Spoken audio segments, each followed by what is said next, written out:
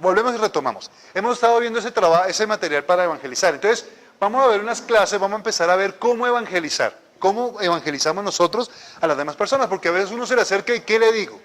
Uno va a la gente y dice, ¿cómo le digo? Yo les digo, vayan y evangelicen esta semana a alguien. Y uno dice, ¿y qué le digo a esa persona? No tengo la menor idea de qué decirle. Entonces hoy vamos a empezar a ver una serie de clases, cómo llevar el mensaje del evangelio a las demás personas. ¿De acuerdo? Y al final vamos a hacer un trabajo un poquitico práctico para que empecemos y entendamos cómo son estas cosas. Entonces, vamos a ir a Marcos, capítulo 5, que ahora es el del versículo 1 al 20. Vamos a leer todo porque, sí, 1 al 20. ¿Cómo dice el título de sus Biblias? El endemoniado gadareno en la Reina Valera. ¿Y esta cuál es? ¿Lenguaje sencillo o...? Listo, vamos a leerlo, presten atención. Dice así: vinieron al otro lado del mar a la región de los Gadarenos, la cual y cuando salió de él de la barca, enseguida vinieron a su encuentro de los sepulcros un hombre con un espíritu inmundo. Claro, en Mateo habla de 2 hombres, acá habla de uno, ¿ok? Marco le está haciendo énfasis a la persona que por eso dio más testimonio, ¿sí? No es que estén contradiciendo.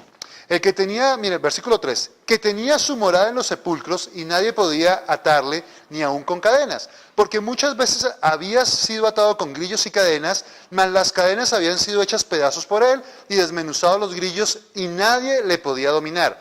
Y siempre, de día y de noche, andaba dando voces en los montes y en los sepulcros e hiriéndose con piedras. Cuando vio, pues, a Jesús de lejos, corrió y se arrodilló ante él, y clamando a gran voz dijo: ¿qué tienes conmigo, Jesús, Hijo del Dios Altísimo? Te conjuro por Dios que no me atormentes. Aclaro, ¿qué es conjurar? ¿Qué es conjurar? ¿Alguien sabe qué es conjurar? Suplicar. Es que cuando uno escucha a los brujos que dicen, le conjuro, no, eso está mal usado. Conjurar es suplicar. Entonces el demonio le suplicó, le dijo, te suplico, no me atormentes. Versículo 8, porque le decía, sal de este hombre, espíritu inmundo. Y le preguntó, ¿cómo te llamas? Y respondiendo, diciendo, Legión me llamo porque somos muchos. Y le rogaba mucho que no le enviase fuera de aquella región. Estaba allí cerca del monte un gran hato de cerdos paciendo, y le rogaron todos los demonios diciendo, envíanos a los cerdos para que entremos en ellos. Y luego Jesús le dio permiso, y saliendo aquellos espíritus inmundos, entraron en los cerdos, los cuales eran como 2000, y el hato se precipitó en el mar por un despeñadero, y en el mar se ahogaron. Hago una aclaración.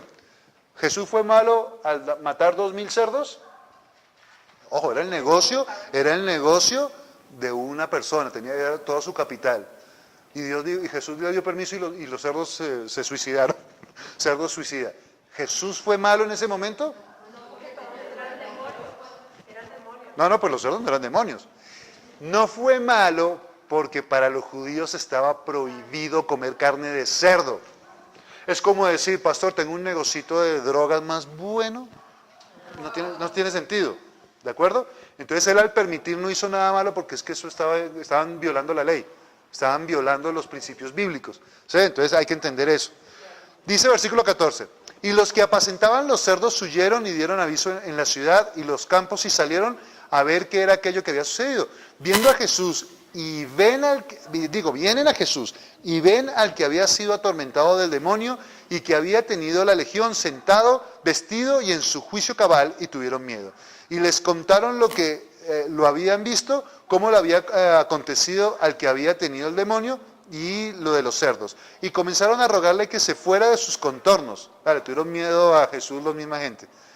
Al entrar él en la barca, el que había estado endemoniado le rogaba que le dejase estar con él. Mas Jesús no se lo permitió, sino que le dijo, vete a tu casa, a los tuyos, y cuéntales cuán grandes cosas el Señor ha hecho contigo, y cómo ha tenido misericordia de ti. Y se fue y comenzó a publicar en Decápolis cuán grandes cosas había hecho Jesús con él, y todos se maravillaban. Vamos a orar. Señor, gracias porque tú eres maravilloso, eres hermoso, Señor, siempre lo decimos y es que lo creemos, Dios. Padre, abre nuestros corazones y gracias por esta palabra que entendamos y lo más importante, que la pongamos en práctica. En el nombre de Jesús.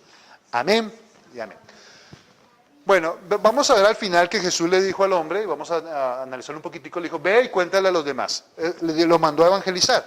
Entonces, Si agarramos la vida de este endemoniado gadareno y decimos, bueno, ¿qué tengo yo que pueda usar o qué tengo semejante a él para ir y contarle a la gente las maravillas que Dios hizo?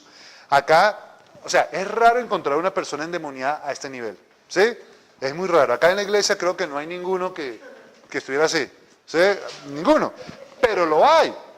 Si estuviera acá el hermano Carlos, de pronto dice, uy, sí, pastora, yo era así, yo eso rompía cadenas, yo eso me trepaba por las paredes, pero no tenemos al hermano Carlos acá, ¿de acuerdo? Entonces resulta que vamos a analizar qué tenemos de semejante o en qué podemos decirle a la gente que Dios ha hecho maravillas con nosotros. Vamos a leer en el versículo 2, dice así, y cuando salió él de la barca, enseguida vino al encuentro de los sepulcros un hombre con un espíritu inmundo. ¿Listo? Es lo primero que vemos. Este hombre tenía un espíritu inmundo. ¿Ustedes antes de Cristo tenían un espíritu inmundo? Sí. Lo que pasa es que, mucho dicen unos, lo que pasa es que claro, no era el endemoniado así que volteaba los ojos, pero fíjense que estamos influenciados por un mal espíritu. Voy a leerles algo para que entendamos. 1 Corintios 2:12 dice así, a ver, 1 Corintios 2:12. ¿Ya la encontraron? miren lo que dice acá 1 Corintios 2:12. Dice así, y nosotros no hemos recibido el espíritu del mundo, sino el espíritu que proviene de Dios para que sepamos lo que Dios nos ha concedido. Hay un espíritu en el mundo, ¿sí? Un espíritu que es malo. ¿Cuál es el espíritu del mundo? ¿Ustedes saben qué es lo que tiene el espíritu del mundo? Porque cuando nosotros no estamos en Cristo, estamos en el mundo. Y nos movemos de acuerdo a un espíritu que en el mundo hay. ¿Sí? Nos movemos de acuerdo a ese espíritu. ¿Qué es lo que hay en ese espíritu del mundo? ¿Alguien sabe? Alguien busque allá en 1 de Juan 2:16. Ahí nos da claridad de lo que hay en el mundo, que era lo que nos afectaba. ¿De acuerdo? Y nos afectaba de una forma fuerte. Porque todo lo que hay en el mundo, los deseos de la carne, los deseos de los ojos y la vanagloria de la vida, no proviene del Padre, sino del mundo. Ok, ¿qué es lo que dice que hay en el mundo? Tres cosas. Los deseos de la carne. Les hago una pregunta a los que no conocían a Cristo hace unos años y fuimos grandecitos. ¿Ustedes tenían deseos de la carne? ¿Y se dejaban llevar por los deseos de la carne? Es como alguien le decía el otro día a uno de mis hijos, le decía, no, cada vez que me encuentro con fulana terminamos teniendo sexo. Así. ¿Se han escuchado eso alguna vez? ¿Qué problema, no es cierto? Y eso sucede. ¿Son los deseos de qué? En la carne. O de pronto, si a ti te gusta el licor, ¿no es cierto que tú ibas a verte con tus amigos y terminabas a tirar en el piso vomitando al otro día?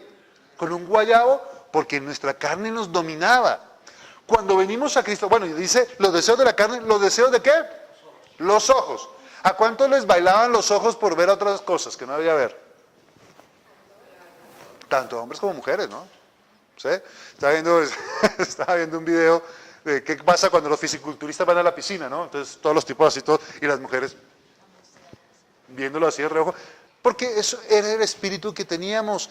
Fuera de eso podemos hablar de los deseos que queremos, siempre queremos lo que tiene lo otro, siempre queremos lo más fino. ¿A cuánto les gustan los autos? Amén. Pero hay gente que solo piensa en autos. Y él solo habla de autos y que a mí me agarró un muchacho y me decía, no, es que tal auto. Yo decía, la verdad a mí personalmente no me gustan los autos. En Bogotá tener auto es un dolor de cabeza, ¿sí? Porque los trancones y todo es espantoso. Si yo tengo auto en Cali es diferente porque uno se puede mover más fácil en Cali, hay menos trancones, es más sencillo. Pero acá tener auto, pero hay gente que solo vive porque quiere eso. Siempre tenemos el ejemplo de los celulares, ¿no? ¿Cuáles son los celulares que están ahora los más finos? El iPhone. ¿Cuánto vale un iPhone? 5 millones. Y los de la competencia, el más caro son 3 millones. ¿Ustedes pagarían 5 millones de pesos por un celular? Ni que la tuviera unida. Ni la que lo tuviera. Hola. Pero yo he estado en el Transmilenio y veo a muchachos con unos celulares que digo, miércoles, es que es aterrador. ¿Cómo gastan la plata en eso y se endeudan y pagan el celular a 2, 3 años? ¿Por qué? Porque es la vanagloria de los ojos. Es un espíritu que nos afectaba. Y después dice, lo último que dice que es, dice, la vanagloria de la vida. Los deseos de los ojos y la vanagloria de la vida. ¿De acuerdo? Entiendan algo. Cuando no estamos sin Cristo, ese espíritu nos afectaba. No hay nada más que impacte cuando alguien deja de buscar esas cosas. Cuando ustedes conocieron a alguien o de pronto en sus propias vidas que decían, no, yo vivía pendiente de todo eso y ahora no. Ahora eso no, hay cosas más valiosas en la vida. Tener una buena relación con su familia, que los hijos lo quieran, que haya salud. Uno empieza a valorar esas cosas y uno puede decirle a la gente, mire, yo antes estaba haciendo un montón de cosas y corría a hacer cosas, pero ahora eso no me interesa. Porque hay cosas más importantes y más lindas y yo quiero que tú conozcas eso. Uno tiene que decirle que yo antes estaba en un espíritu malo, lleno de envidia, de angustia, de rabia. Hay gente que antes de ser cristiano, llenos de amargura, hasta con artritis, porque la amargura es tanta que se empiezan a deformar las articulaciones. Pero llegamos a Cristo y dice, Dios me quitó eso. Ahora puedo dormir. ¿Cuánta gente no puede dormir sin Cristo y cuando llega a Cristo duerme? Y eso es algo grande que Dios ha hecho. Lo que es que a veces no valoramos, ¿no? Creemos que lo grande es tener una mansión de 1000 metros cuadrados y un Lamborghini ahí al frente. Y eso no es lo grande. Si eso fuera el fin de nosotros, entonces los ricos no se suicidarían. Y los ricos se suicidan. A veces se suicidan más que los pobres. ¿Sí? ¿Sí? Entonces, fíjense lo que dice acá. Un espíritu inmundo. Entonces nosotros fuimos librados de eso. Lo segundo que dice, y esto es muy claro, dice que el hombre vivía en los sepulcros. Eso está en el versículo 3. Dice que habitaba en los sepulcros. ¿Qué significa eso? Que yo habitaba en los sepulcros. O sea, ¿quién está en los sepulcros? Los muertos. Los muertos. La Biblia dice en Efesios 2, 1 al 3, miren cómo estábamos nosotros sin Cristo.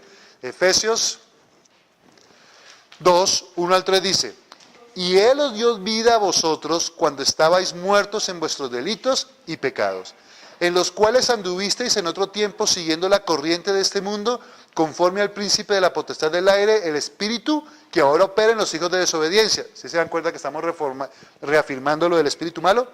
Entre los cuales también todos nosotros vivimos en otro tiempo, en los deseos de la carne, haciendo la voluntad de la carne y de los pensamientos, y éramos por naturaleza hijos de ira, lo mismo que los demás.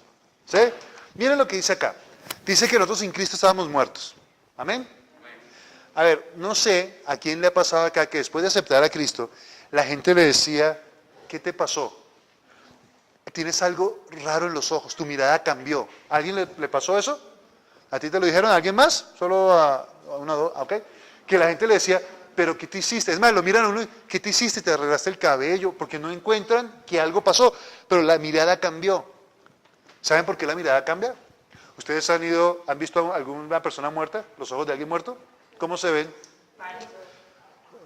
Opacos, ¿no es cierto? La persona opaca. Un cadáver tiene los ojos opacos porque no hay vida, no hay brillo en esos ojos. Y cuando nosotros estamos muertos, uno mira a la gente y la gente no tiene esperanza en sus ojos. Tú lo miras y la gente tiene tristeza, tiene amargura, se ve feo.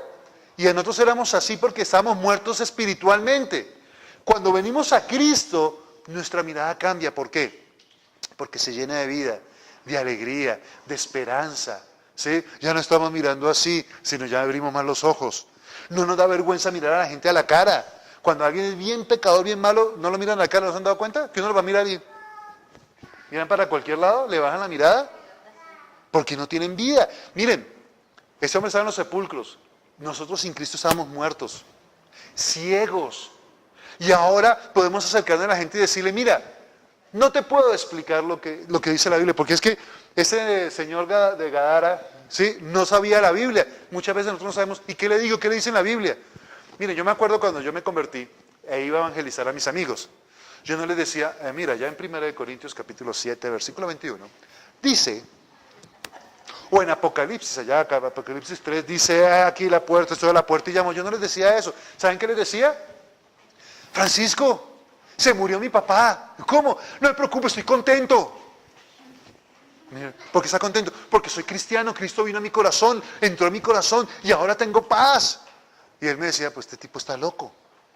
Yo no le dije nunca, la Biblia dice ni nada, le decía, no, estoy contento, se murió mi papá, pero no me preocupe que estoy contento. No le podía explicar con versos bíblicos lo que Dios había hecho en mí, pero yo trataba de expresarle, tengo paz. Miren, yo no sé si ya les pasó a ustedes, a mí me pasó, Cuando yo acepté a Cristo, oraron por mí, yo sentí literalmente que un peso se me salió de la espalda. Yo me sentía más liviano. O sea, yo como que se me quitó un peso. Ojo, mi papá estaba agonizando en el cuarto de al lado, yo tenía una carga emocional muy fuerte. Cuando Cristo vino y me trajo paz, yo literalmente sentí que me descargué, yo hasta hacía así. Uy, se me quitó un peso de acá. Entonces yo le decía a la gente, miren, oraron por mí y yo sentía que se me quitó un peso acá. Es más, ni siquiera usamos los términos cristianos. Rezaron por mí, dice uno. ¿Sí? Porque ni siquiera decimos orar, sino rezaron por mí. ¿Sí? Solo me pusieron las manos y rezaron. Y eso hacían bla, bla, bla, bla, unas vainas todas raras. Porque uno no sabe qué es lo que estaban haciendo. Pero uno dice, pero mire, Dios hizo maravillas en mi vida. Y yo quiero que tú las sientas. Sigamos acá. ¿Qué más hizo en él? Dice acá en el versículo 3 y 4 que no lo podían atar. Dice ahí que le ponían cadenas y las rompía. Miren lo curioso. Romanos capítulo 8, versículo 7, dice que los designios de la carne son enemistad contra Dios, porque no se pueden sujetar a ellos. Dice, tú en la carne no puedes sujetarte a la voluntad de Dios. ¿Cuántos de ustedes, antes de ser cristianos, trataron de dejar un mal hábito o un vicio? Mi mamá decía que dejó el cigarrillo como 50 veces. Es facilísimo dejar el cigarrillo. Dice, lo dejó como 50 veces. ¿Cuántos de ustedes dijeron, voy a hacer dieta?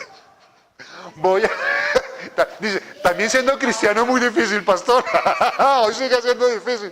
Ese ejemplo de pronto no nos sirve. Pero ¿cuántas veces tratamos de hacer cosas que sabíamos que dejar de hacer cosas que sabían que estaban mal y no podíamos? No me voy a ver más con mi amigo porque es que cada vez que termino con mi amigo termino drogado. Yo ya no lo voy a ver más. Mentira, a la semana, a los 15 días una vez vuelve y cae. ¿Se acuerdan cómo se sentían cuando pasaba eso? Uno se sentía mal con uno mismo, mal con mis padres, con mi esposo, mis hijos, lo que sea. Uno se siente mal. ¿Por qué? Porque no nos podíamos controlar. Estábamos atados espiritualmente. Pero ahora llegamos, por ejemplo, algo que yo dejé de hacer, yo era muy grosero antes de ser cristiano como buen muchacho, ¿no? De cada 5 palabras, 6 eran groserías. Sí, uno solo usa los artículos para unir las groserías, nada más. Y las preposiciones, uno no tiene ni idea qué más es, todo grosería, ¿de acuerdo?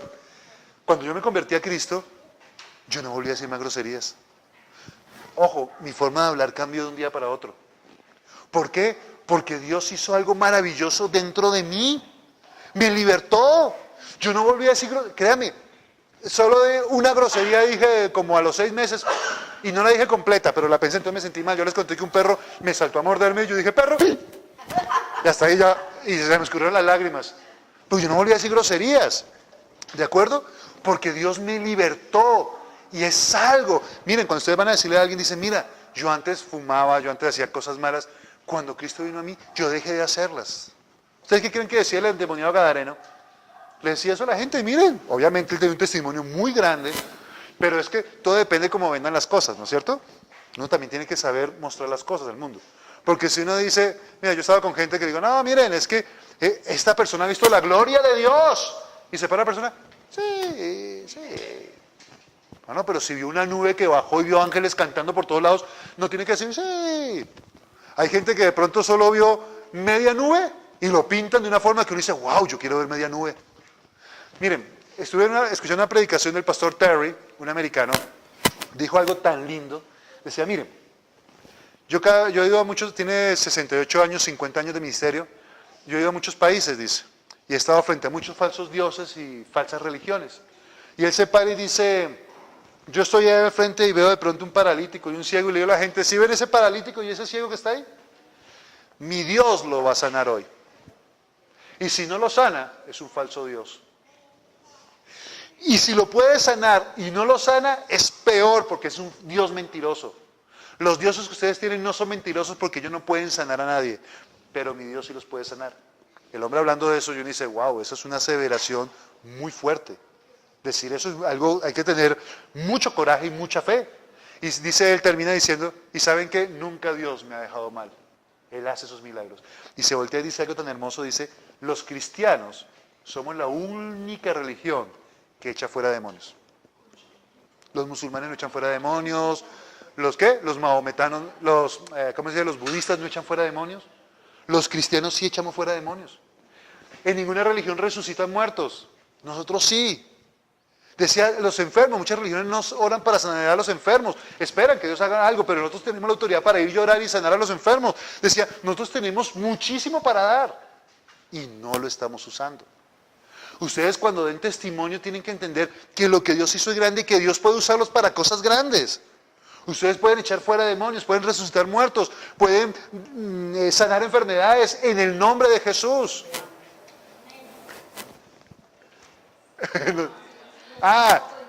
¿Cómo? No nos damos cuenta. Pero el poder que tenemos es muy grande. Y a veces, ¿a cuánto les ha dado temor o susto ir a testificarle a alguien de Cristo? Miren, es chistoso, pero nos da miedo. Y perdón, o sea, es que yo les he contado, unos brujos le decían a los cristianos, unos satanistas, ustedes no saben lo que tienen. Si ustedes supieran, no andarían como andan. Nosotros Satanás no tiene tanto poder como el Dios de ustedes, pero nosotros usamos el 100% de lo que podemos, ustedes no usan nada. ¿Sí? Y a veces nosotros estamos temerosos del Dios, o sea, de dar testimonio del Dios que todo lo puede. Para Dios nada es imposible, pero a nosotros nos da temor decir a alguien porque decimos, ay, ¿será que se molesta? ¿Será que de pronto me echa de la casa y no me vuelve a hablar? Miren lo curioso. Dice acá que nosotros somos libres, algo que podemos decirle a la gente. Lo otro era, dice acá en el versículo también 3:4, que él se hería con piedras.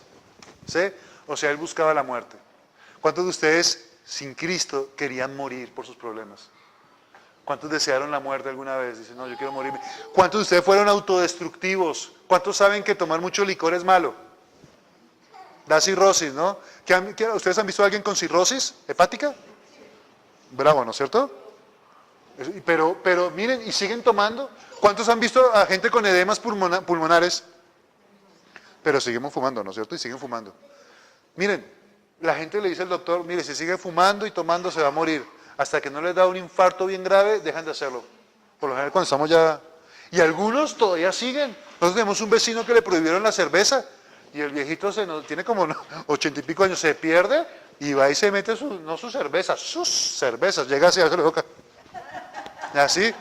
Y dice, oiga, pero hay que tener coraje, ¿no es cierto? Ni viendo la muerte al frente se preocupan porque es que somos autodestructivos en Cristo. Cuando llegamos a Cristo, dice que nosotros tenemos vida en Él, ¿de acuerdo? Y no vamos a morir porque la vida de Él está en nosotros. ¿Es algo bueno para testificar? Decirle a la gente, miren, ya no soy destructivo, ya no quiero hacer lo malo, sino quiero hacer lo bueno. Eso es algo grande. ¿Cuánta gente conocen ustedes que quieren salir de los vicios o de un problema? ¿Conocen? ¿Y por qué no nos acercamos a decirle, sabes qué? Yo salí también de ese problema. Yo pude sacar, y ven, te voy a enseñar cómo, acompáñame. De pronto yo tengo las palabras, pero no hay un lugar donde te pueden enseñar. ¿Sí? Y ahí vas a ver la gloria de Dios. Tenemos que agarrar coraje y hablar lo que Dios nos mandó a hablar. No perder el temor. Esa persona puede estar clamando por salvación. Miren, nos estaban enseñando el otro día, el pastor Yomayusa, ¿no? Que decía que él empezó a orar por unas personas para evangelizarlas. Y Dios le puso una persona en el corazón y él empezó a orar por esa persona, pero nunca le compartió. Y un día llega a la iglesia y lo ve sentado al Señor ahí en unas bancas. Le dice, ay, hola, ¿cómo estás? Y se le acerca el otro y dice, ¿usted no me dijo que era cristiano? Yo buscando un lugar para oír la palabra de Dios, ¿y usted no me dijo? Y él le daba vergüenza, o sea, le da vergüenza. A veces la gente está buscando la respuesta de Dios y nosotros la tenemos y no la callamos. Nos ha pasado a todos, créanme, a mí también. Yo cuando me convertí, predicaba mucho y hablaba. Ahora que llegué a ser pastor, dejé de evangelizar tanto porque me dediqué más a pastorearlos. Pero digo, no, yo de todas formas comparto y tengo que compartir más. Y todos tenemos que empezar a compartir a los demás las maravillas que Dios ha hecho en mi vida. Yo tengo unas listas grandísimas. ¿Quiénes tienen listas grandes de las maravillas que Dios ha hecho? Amén. Porque Dios siempre hace cosas grandes. Es más, si nos ponemos acá a hablar de lo que Dios ha hecho, nos aterramos. Porque no sabemos. Uno escucha a Shanita, de unos testimonios un día, a su hijo casi lo matan otros niños, le hundieron los ojos, todo. Dios lo sanó, hizo unas vainas impresionantes. Yo no, válgame Dios. ¿Sí? ¿A cuántos Dios ha sanado acá de algo? ¿Cuántos de ustedes de pronto no recibieron sanidad milagrosa, pero estuvieron en un tratamiento y Dios les dio fortaleza para salir? ¿Cuántos de ustedes Dios ha hecho cosas grandes con sus hijos? Yo le doy gracias a Dios porque mis hijos han podido estudiar en la universidad y ha sido de milagro en milagro. Es más, no hemos a veces tenido plata para pagar y Dios se acerca y usa a alguien para darle para la universidad. Y al bendito le dio por estudiar en una universidad bien costosa, ¿sí? Entonces resulta que yo no tenía y dije, mi amor, a orar, le tocó estarse, ¿cuánto fue? ¿1 o dos periodos sin estudiar? 3 periodos sin estudiar, era trimestral. Hasta que de pronto Dios le aparejó el dinero. Y saben que la persona que se lo dio, Daniel dijo, fulana, yo se lo pago después. Y resulta que cuando va a pagarle, llevaba cierta plata a abonarle, la persona le dijo, ¿sabes qué? Tu intención de pago es suficiente, olvida la deuda. ¿Quién hace eso? Dios. O sea, si hacemos cuentas, tenemos milagros, lo que pasa es que a veces no nos damos cuenta que son milagros de Dios. Porque, ay, no, pues es algo tan natural, tan sencillo. No. Dios hace, y podemos hablar de cosas más extraordinarias, ¿de acuerdo? Sanidades, palabra de Dios, nos ha guardado, ¿cuántos de ustedes los ha guardado de una muerte segura? Muchas veces, ¿no es cierto? Eso se le puede decir a la gente. Uno le puede decir, mira, cuando yo era niño, mi mamá era, no sé, esas personas que manejan a los doctores y tenía un retraso, bueno, cuando yo era niño, cuando yo era un feto, tenía un retraso de 2 meses y le convenció el doctor que tenía un problema de tiroides. Entonces le hizo hacer un examen de yodo radioactivo. Me gustó la cara de Mari, hizo así. Hice como salí normal, gracias a Dios. ¿Sí? Miren, hizo el examen de yodo radioactivo. Eso se iluminó el feto, ¡fua! Eso brilló. Y le dice el doctor, hizo junto al doctor, le dijeron, señora, su hijo sale o deforme o muerto. O sea, le aconsejamos que aborte. Tenía menos de 3 meses, eso es delicadísimo. Y mi mamá, ¿saben qué dijo? Sin conocer a Dios, dijo, yo creo que Dios lo saca sano. Y salí sano. Cuando me hacen el nudo con una técnica especial del cordón de acá del ombligo. Y mi mamá dice que estaba como a las 2 de la mañana y de pronto se despierta y hace así. Antes las dejaban a las mamás como 3, 4 días en la clínica. Hoy en día las dejan 3, 4 horas y las sacan, ¿no? ¿Sí? Estaba ahí y de pronto dice que se levanta. Y cuando me mira, se me había soltado el cordón y estaba todo bañado en sangre, estaba desangrándome. Voy a esperar un tiempo más. ¿Cuánto se demora un niño en desangrarse y morirse? ¿1 minuto? Tenía harta sangre. La sangre de un recién nacido es equivalente como a un juguito de fruta egipcia. Tiene 50 circulando, imagínate. Sí, gracias. Hoy vi que el milagro fue más grande, porque se despertó en el minuto exacto. Mi mamá está dormida. O sea, Dios hace milagros, claro que hace milagros. Y la gente tiene que... Yo sé que ustedes me pueden contar cosas así, porque así estoy predicando y ustedes están escuchando. Pero ustedes tienen cosas grandes para contar porque Dios ha sido bueno. Es más, ha sido bueno sin siquiera conocerle, porque nos ha guardado. Y a veces hemos sido hasta rebeldes y hemos dicho, Dios no existe. Y Dios nos guarda, porque Dios es poderoso. Y tenemos que contarle eso a la gente, tenemos que decirle, que la gente vea que Dios hizo cosas grandes en nosotros. Y de pronto digan, oiga, conmigo también ha sido bueno. Y yo he sido tan malo y tan malagradecido con Él. Miren lo que hace. Sigamos acá. Llega, tiene todo ese problema de los cerdos, que no vamos a entrar en él. Y más adelante, en el capítulo 5, 18 al 19, el endemoniado, ex endemoniado, se quiere subir con él en la barca. Jesús, a donde tú vayas yo voy a ir. Tú me cambiaste la vida, me liberaste, quién sabe cuántos años estuvo ahí, quién sabe si tenía hijos, si no, la mamá, el sufrimiento. O sea, es muy difícil ver a su hijo enfermo. O es que es fácil ver a su hijo ahí en una clínica enfermo, sea de una enfermedad muerte o una enfermedad psicológica. A veces es más fácil ver a alguien con una enfermedad física de que se va a morir un cáncer, algo, a verlo con una enfermedad psicológica. Porque uno dice, Dios mío, es tan sencillo que puede salir y ¿cómo hago? Por lo menos le damos una quimioterapia, pero un muchacho con unos niveles de depresión altísimos es muy complejo. Los que han tenido que sufrir eso saben que eso es difícil. Y él quería ir con Jesús. Porque Jesús lo salvó, porque Jesús le dio vida, porque lo sacó de los sepulcros, porque lo volvió a tener raciocinio, porque pudo verse y decir, tengo vida por vivir. ¿Y qué le dice Jesús? Le dice, no, conmigo no vengas, no te vas a montar en la barca conmigo.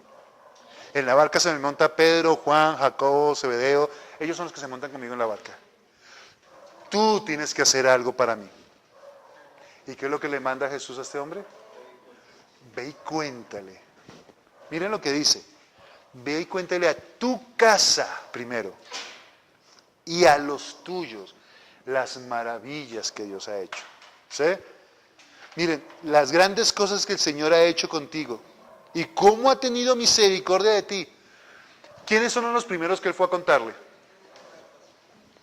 Él se fue, mire, Decápolis, dice que empezó a predicar en Decápolis. Decápolis eran 10 ciudades, una era Gadara, estaba, se me fue el nombre ahora, Damasco, había varias ciudades. Era una región bastante larga. Seguramente Él fue a su casa y ¿qué? Llegó a la casa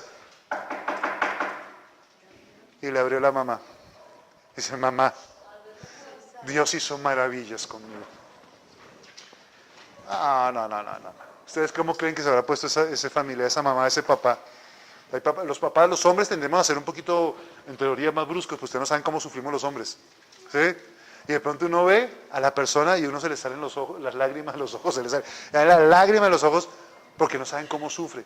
La mujer llora, grita, pero uno a veces se traga los sentimientos. Uno de hombre se traga los sentimientos y uno se carcome por dentro. Y llegó y le golpeó y le dijo, mamá, papá, miren lo que Dios ha hecho conmigo.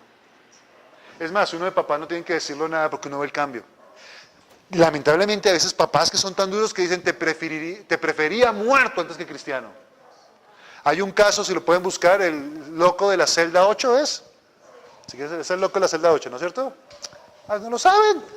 Voy a buscarse, los voy a mandar. Es un testimonio de un hombre que quedó totalmente endemoniado, así como este, loco. Es más, en la celda donde estaba le tiraban la comida y él hacía sus deposiciones ahí mismo. O sea, nadie se metía porque era violento y tiraba a matar. Estaba sordo, ciego, estaba ciego, mudo, creo que era. Y llevaba como 3 años en esa condición. Dios hace un milagro a través de un siervo llamado Shema, un señor que solo había hecho tercero de primaria, creo que es el tercero de primaria. Ora por él, Dios lo sana y llega a la iglesia que su papá era un general, no sé si era guatemalteco o nicaragüense. Y llega, lo miran porque se había convertido al evangelio, era evangélico ahora. Y el papá le dijo, te prefería muerto o en la clínica antes que ser cristiano, y lo echó de la casa. Pero bueno, él fue y le contó a los suyos. Unos creerán, otros no, y ustedes tienen que saber eso. Algunos se burlarán, pero ustedes tienen que contarle a los suyos. Y después de contarle a los suyos, a los de casa, dice que fue a los tuyos. ¿Cuáles son los tuyos? Dice, los tuyos.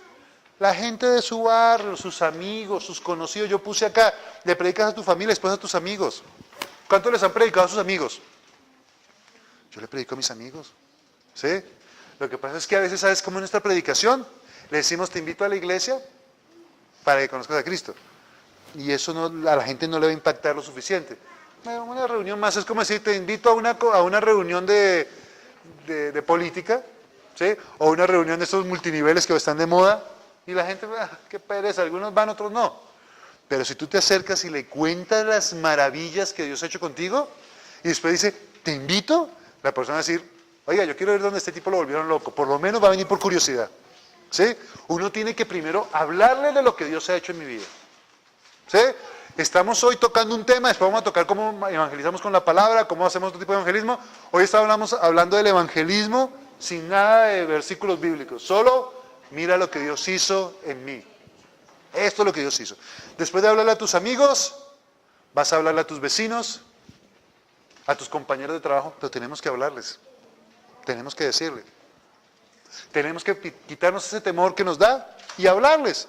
Y a veces mi esposa, justo salió. Acá está. Mi esposa estaba escondida. No, dice.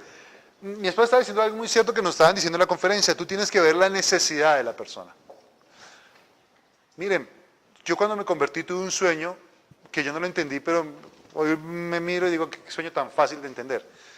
Me soñé que estaba en la casa y todos mis primos, mis tías, todos estaban sin ojos, tenían eso tipo películas así de Hollywood, sin ojos, eran ciegos, e iban por las paredes así. Me acuerdo de una prima, justo mi prima Patricia, que estuvo acá hace como 2 domingos visitándonos, ella es cristiana hoy en día, y estaba así, ella tocaba así, y yo miraba y yo decía, yo puedo ver, entonces yo no entendí ese sueño, tan fácil, ¿no? Y el otro día mi pastor se rió y dijo, claro, tú ahora ves, los otros son ciegos, tú puedes ver lo que Dios hace en tu vida. ¿Saben qué? Ustedes también pueden ver cómo es la condición de las personas. Ustedes se acercan y ven a alguien y dicen, oiga, se ve tan triste ese compañero, ese amigo. ¿Sí les ha pasado? Entonces uno tiene que tener el valor y la entereza de acercarse a la persona y decirle, te veo triste, ¿te puedo decir algo? A veces la persona se le abre, a veces no. Muchas veces me puedes contar y no, pero te voy a decir algo, te veo triste. Yo tenía tristeza, pero Dios cambió mi vida. Dios hizo algo en mí, me trajo paz y tú no sabes cómo amo esa paz. Puedo dormir, puedo reírme, puedo ver la vida con expectativas. ¿Cuántos tienen problemas? Ustedes tienen que aprender a ver y acercarse a las personas y decirle. Para veces vemos a las personas y ¿qué le decimos? Tengo una psicóloga lo más de buena para que vayas. Porque así somos. Allá me dice la psicóloga, me hace así. Pero ¿no es cierto que somos así? A veces tiene problemas financieros y uy, sí, espera, y le sacamos plata y le damos plata. Él no necesita plata, entre comillas. Él necesita a Cristo. Porque ¿cuántos de ustedes, gente ha tenido problemas financieros y le dan plata y se pierden la plata y siguen con los mismos problemas? Porque ni siquiera saben manejar el dinero. Porque lo que necesitan es Cristo. Y acá Jesús le dijo a este hombre, ve y cuenta las maravillas que Dios ha hecho. Hermanos, hablen lo bueno que Dios ha hecho en ustedes. Y saben que eso les va a ayudar también a ustedes a ver lo bueno que Dios ha hecho. Porque a veces en nuestra vida cristiana tenemos luchas, ¿no? Y hay momentos muy difíciles. Y resulta que estamos más pendientes de esos momentos difíciles que de lo bueno que Dios ha hecho. ¿Qué es lo que decía el salmista David? A Marlene le encanta, ¿no? Dice, alma mía, bendice a Jehová. Y no te olvides de ninguno de sus beneficios. Cuando él cantó eso estaba en problemas. Y a veces nosotros tenemos que evangelizar a otros y decir, miren, ustedes empiezan a evangelizar a alguien y dicen, no, qué bendición, yo soy tan bendecido. Es como cuando uno va a hacer obra social y uno está quejando que tiene los zapatos viejos, que uno está mal, que mi papá me trata mal, y uno va a la obra social, uno sale, no, pues yo de qué me estoy quejando. Yo les he contado que uno iba al Putumayo, íbamos al Putumayo y llevábamos unas camisas de 2.000 pesos, unas vainas horribles que yo nunca me pondría. Pues son las camisas lo más barata posible que hay. Mire, la gente rapaba en esas camisas. Y yo decía, ay, qué vergüenza, y yo quejándome porque no tengo la camisa de marca tal. Y, ay, está como viejita, ya desjarretada. Entonces a veces tengo ese cuello desjarretado. Y digo, no, pues todavía aguanta 700 posturas más. Ay, me regañan, quítese esa vaina que le ve feo. Pero es que uno aprende a apreciar lo que Dios le ha dado. ¿De acuerdo? Entonces, iglesia, tenemos que empezar a hablar con la gente. Ustedes hemos estado orando por la gente que vamos a evangelizar. Pero si no le hablamos, no va a pasar nada. ¿Sí? Porque dice, cuán hermosos son los pies de los que anuncian el Evangelio. Tenemos que ir y anunciarlo. Tiene una ventaja, dice, te vamos a invitar a la iglesia, te invito a la iglesia el domingo. Si no quieres el domingo, tenemos grupos de conexión, te voy a invitar al grupo de conexión. ¿De acuerdo? Si no quieres el grupo de conexión, digo, pues yo, bueno, entonces te hablo. Pero tenemos muchas herramientas que vamos a ir aprendiendo y empezando a usar. ¿Amén? ¿Cuántos tienen ustedes amigos que necesitan escuchar las maravillas que Dios ha hecho en ustedes? Hablen de lo que Dios ha hecho en ustedes. No digan que Dios es bueno.